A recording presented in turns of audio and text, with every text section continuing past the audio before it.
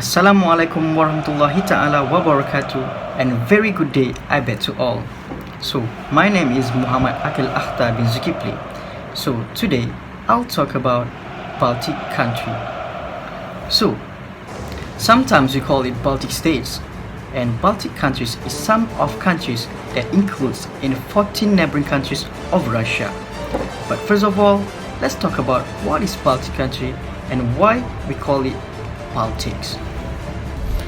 The Baltic states, also known as the Baltic countries, Baltic republics, Baltic nations, or simply the Baltics, is a geopolitical term typically used to group the three sovereign states in northern Europe on the eastern coast of the Baltic Sea: Estonia, Latvia, and Lithuania.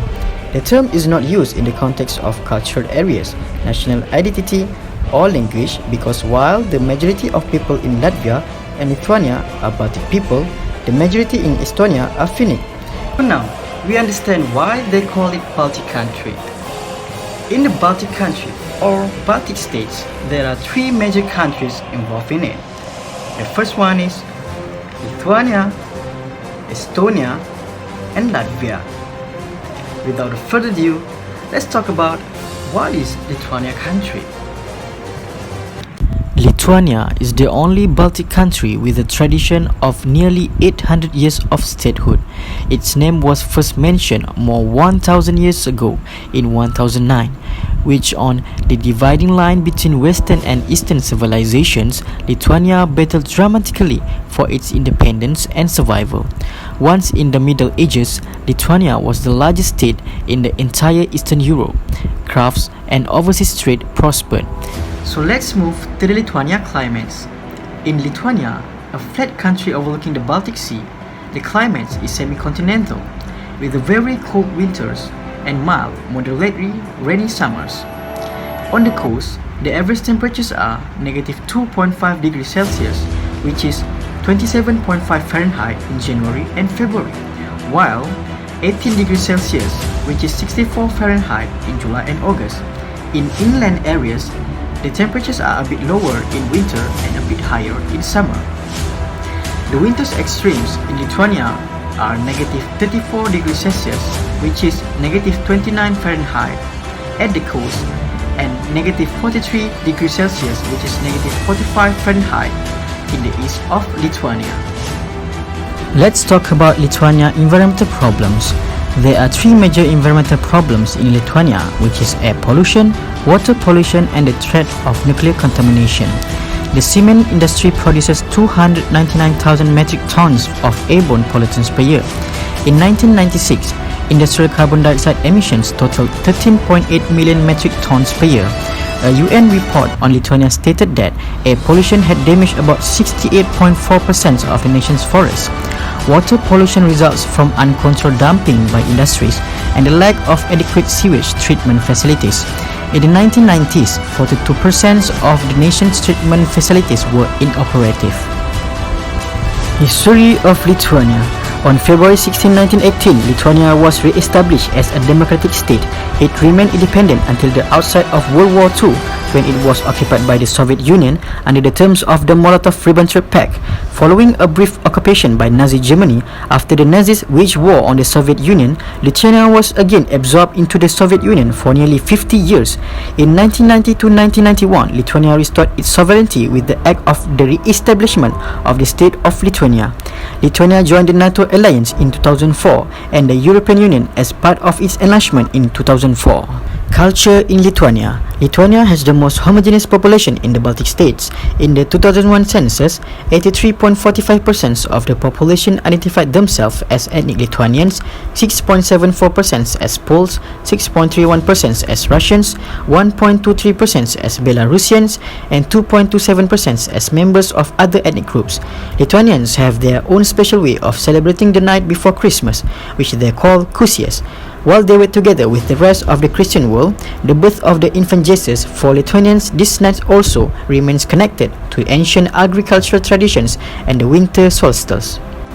The Easter egg, which is symbol of life. Easter is a beautiful spring holiday in Lithuania that combines Christian traditions around the resurrection with the ancient archaic rituals related to the rebirth of the land, new life, and preparations for the work ahead. Lithuanians don't smile. Well, at least not for no reason. It might have something to do with the lack of sun or constant rain and cold, but you will rarely see a person smiling on the street. It makes Lithuanians look rude and unwelcoming, although behind this rough facade, they are very friendly people. Basketball is like a second religion in Lithuania and is much more than just a game to the nation.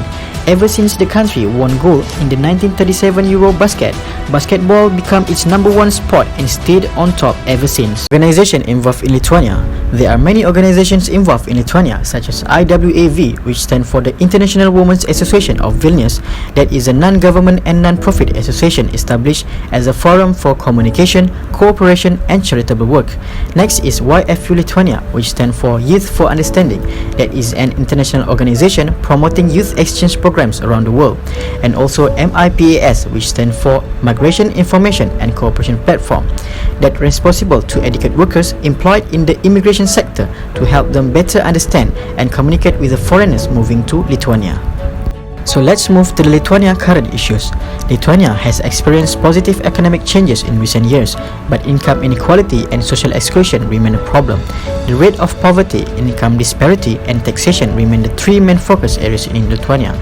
As much as 28.3% of the population is at risk of poverty or social exclusion, well above the EU average of 21.9%. Meanwhile, the income of the richest 20% of the population is 7.1 times higher than the income of the poorest 20%, compared to 5.17 times for the EU as a whole. Economic activities in Lithuania. The economy is expected to shrink this year as the pandemic hammers both domestic activity and foreign demand, although the downturn will likely be among the softest in the EU. Next year, GDP is seen rebounding steadily, bolstered by solid consumer demand and incoming EU funding. Despite uncertainty over the October election results, focused economic analysts see the economy contracting 3.2% in 2020. In 2021, the economy is expected to rebound and grow 4.1%, which is down 0.6 percentage points from last month's projection. So let's move to the second country, which is Estonia. But before that, there are some facts about Estonia, which is the first one is almost 50% of Estonia is covered with forest. And Estonia is the homeland of Hotmail, Skype, and Kazaa. And the third one is Estonia is the first country in the world that using online political voting. Estonia, country in northeastern Europe. The northernmost of the three Baltic states, Estonia's area includes some 1,500 islands and islets. The two largest of these islands, Saaremaa and Hiiumaa, are of mainland Estonia's west coast. Estonia juts out into the Baltic Sea, which surrounds the country to the north and west. To the east, Estonia is bounded by Russia, predominantly by the Narva River and Lake Peipus, and to the south it is bounded by Latvia country.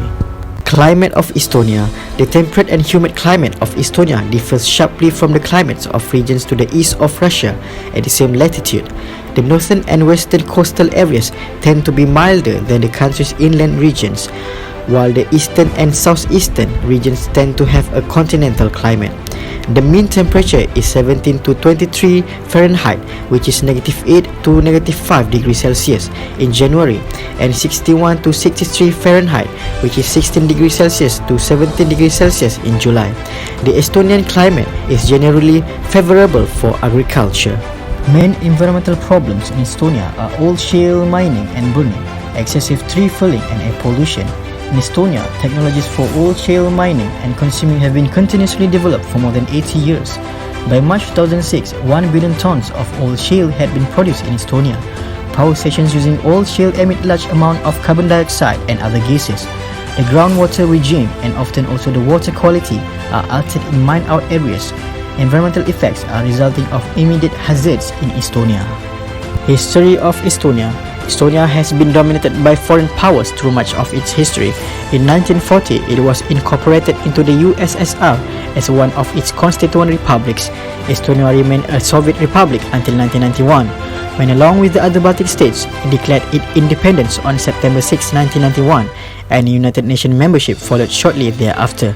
Estonia set about transforming its government into a parliamentary democracy and reorienting its economy toward market capitalism. It sought integration with Greater Europe and in 2004 joined the NATO and the EU. Organizations involved in Estonia. Most of organizations that involved in Estonia are non-profit organizations such as the Institute of Baltic Studies (IBS) is an independent non-profit policy research and development think tank in Estonia. Next is the Youth Club MTU Just On is an international youth organization that believes that youth work is based on equal treatment, tolerance and partnership approach of young people. And also Estonian Wildlife Center that operates for the network of people helping wild animals. It is the largest and best known wildlife assistance organization in Estonia. Estonia current issues. After its independence from the Soviet Union in 1991, Estonia's economy grew rapidly until the 2007 to 2008 global financial crisis.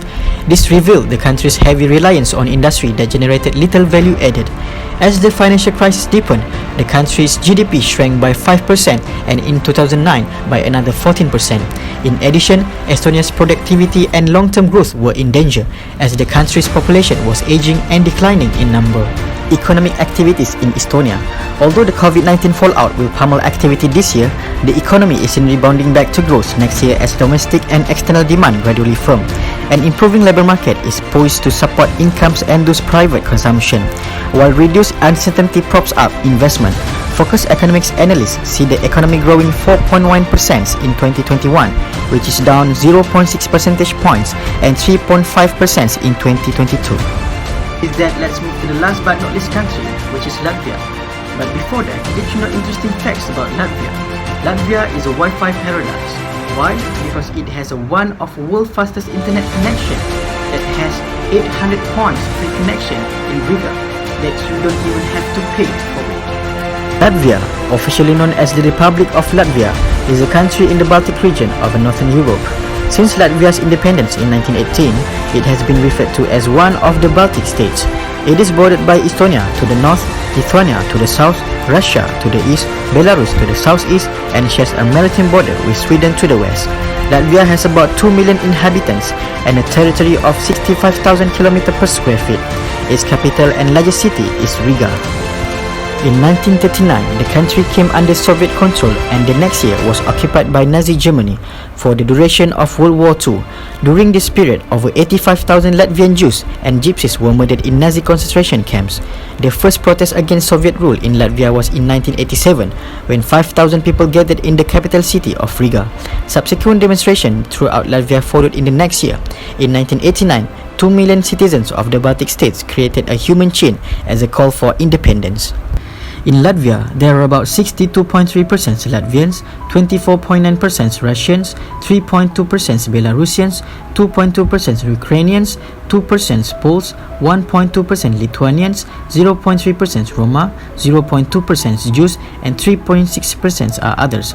Jani is the most popular Latvian festivity. It is a day when cities vacate and every civil servant and bank clerk shows their pagan side. It originated as an ancient fertility festival celebrated after sowing the crops and before gathering harvest.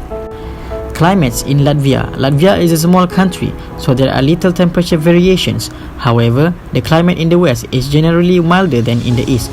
Daytime temperatures in Riga range from an average daily high of 21.7 degrees Celsius in July to average daily high of -2.3 degrees Celsius in January, while nighttime temperatures in Riga range from an average daily low of 12.3 degrees Celsius in July to average daily low of -7.8 degrees Celsius in January.